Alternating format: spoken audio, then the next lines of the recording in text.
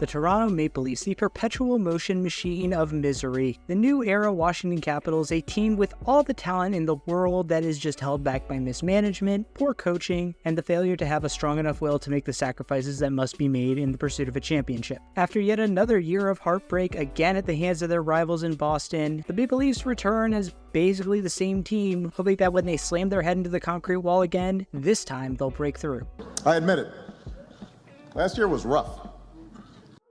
The Maple Leafs were one of the best teams in the NHL all season. Incredible production up front from William Nylander, Austin Matthews once again being a goal-scoring machine, getting good contributions from Marner, Tavares, Morgan Riley from the back end, and a few others. It was really the core four leading the way on the second best offensive team in the NHL. Despite the torrid offensive pace, though, the Leafs were one of the more streaky teams in the NHL for one simple reason: inconsistent defense and goaltending. Starter for the year, Ilya Samsonov, proved what all Washington Capitals fans have known forever, that he's incredibly inconsistent. While the youngster Joseph Woll started to cement himself as the de facto starter, he still had some young struggles. And because of that inconsistency, Toronto, despite a 102-point season, finished third in the Atlantic Division, setting up another first-round matchup between themselves and the Boston Bruins. Toronto fans who a year before were chanting for the Florida Panthers to take down the Bruins to avoid even more material in their trauma dump were forced to watch in horror as the Bruins did exactly what they've always done to the Toronto Maple Leafs: out-physical them, despite the fact that the Maple Leafs in the offseason specifically set out to make themselves a more physically imposing team, and out-efforted them. Sure, the Maple Leafs managed to battle back from a 3-1 series deficit thanks to the heroics of Joseph Woll, but of course, the gods could never allow the Maple Leafs to have anything come easily.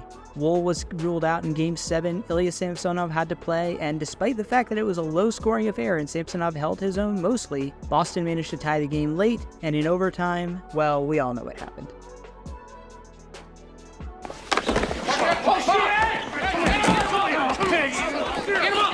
Sheldon Keefe, after 5 years of consistent regular season dominance followed by postseason embarrassment, was finally given his walking papers. I swear that guy had a longer leash than a junkyard dog and half the killer instinct. In new GM Brad Treliving's quest to prove to the rest of the NHL that the Leafs are no pushovers, he went out and got the toughest of tough son of a bitches out there to coach the Leafs this season, Craig Berube. A former Stanley Cup winner and no-nonsense bench coach, Berube makes sense for the new-look Leafs, which is basically the exact same look Leafs, just with more grit and truculence. But the hope is that, unlike Keefe, he'll be able to rein in some of those young stars and make them more productive on both ends of the ice. Looking square at you, Mitch Marner. You're a star! You're on top! Somebody bring you some hand! You should kill yourself! Austin Matthews returns as the NHL's leading goal scorer from 2023-24 and the best player on the Toronto Maple Leafs. At this stage of his career, Austin Matthews is firmly in the Alex Ovechkin dead man zone, where he basically has to carry an offense of incredibly talented but still somehow disappointing offensive players, along with his sidekick William Nylander. Like Ovechkin, Matthews has all the individual accolades, but he hasn't gotten the playoff success, due largely to circumstances outside of his control. Matthews has also taken on the leadership reins in Toronto, as he's gotten the captaincy from John Tavares, who is still on the team. Sure, that conversation wasn't awkward at all. Oh, this guy again.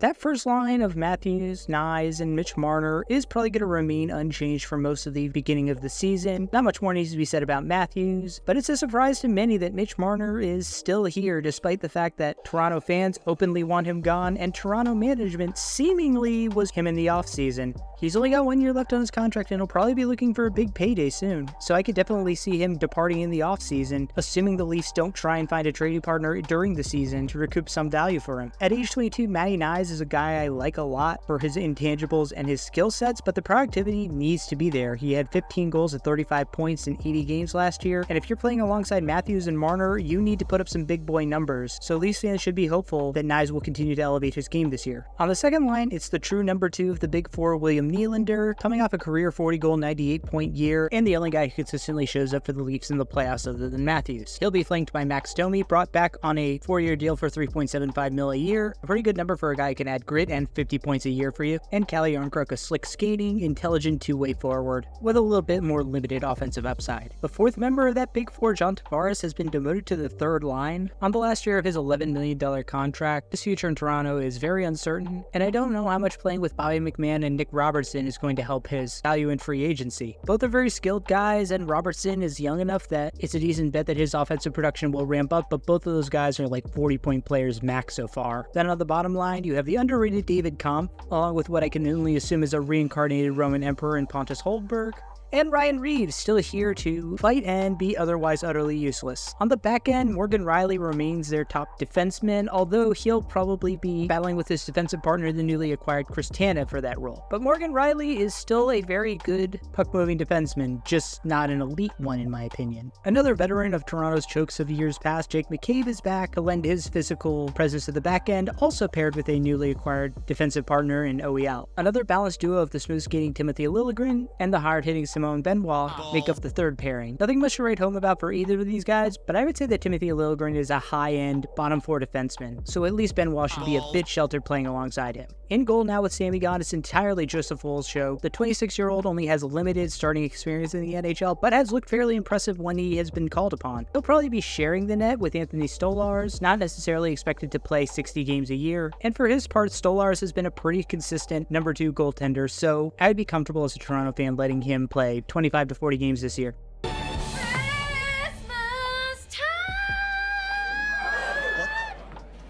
Oh, Britta's in this?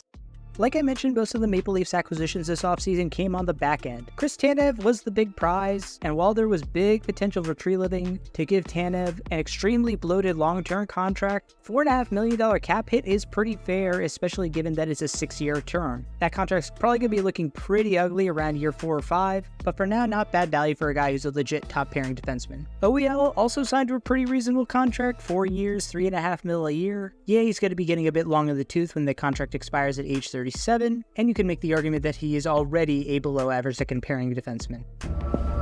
That's not bad. I could wax poetic about how good Austin Matthews and William Nylander are, how they're 2 elite players in their prime and Toronto is so lucky to have them, but honestly I wouldn't be saying anything that y'all didn't already know. So I'm going to do something a little bit off character and be controversial with my take here.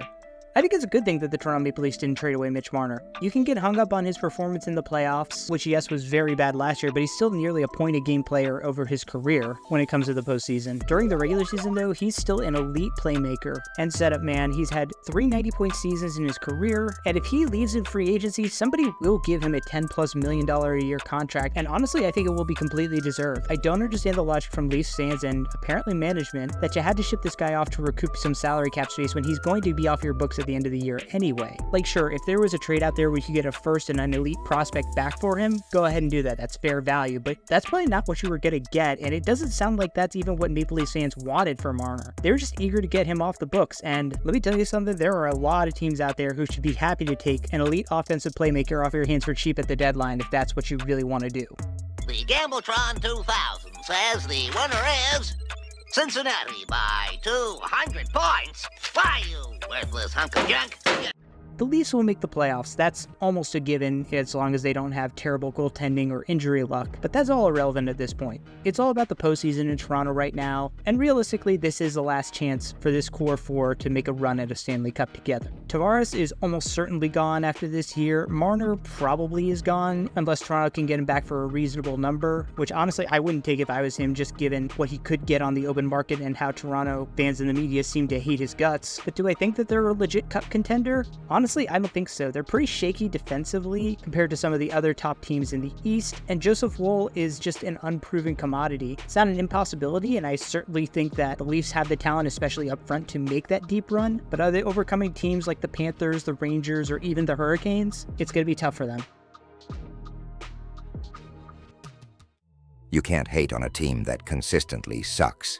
Then again, when it comes to the Maple Leafs, you can. Not because they suck, but because the team is a living, breathing meme. Like Sisyphus rolling the boulder up a hill, Toronto uselessly tries to get over the hump. Yeah, they have talent, but they have largely stalled and failed to develop. Let's also add in the fact that they're suffering karma from the whole Tavares leaves the Islanders thing, too. Peak hilarity. Leafs fan here. It's the same cycle every year. Terrible in October. Give fans false hope by having a good regular season, get some decent pieces at the deadline, first round exit, and blame a random player for everything. Last year was Mitch Marner. Management needs to stop running it back with the core 4.